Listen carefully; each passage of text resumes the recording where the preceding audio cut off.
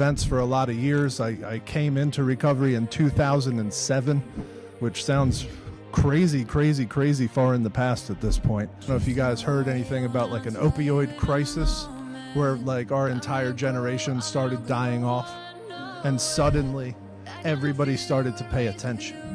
Now we're losing an entire generation of kids, an entire group of people, and it wasn't exclusive to people in our generation.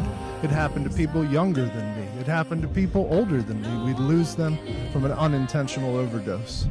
And finally, recovery from addiction started to be talked about openly on stages, in the media, in all sorts of different capacities. And when I came into recovery in 2007, we couldn't really talk about that. You had to hide in a little corner and just like hope nobody found out you were a junkie or a drag of society or just a terrible person. And you know, really, when I came into recovery in Lancaster, it was not talked about. It was just kind of hidden in our little tiny halfway house in Lidditz where I was, and that was it.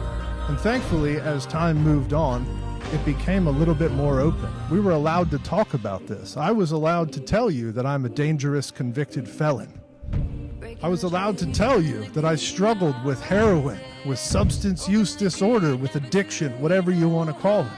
And then suddenly, we didn't have to sit in shame.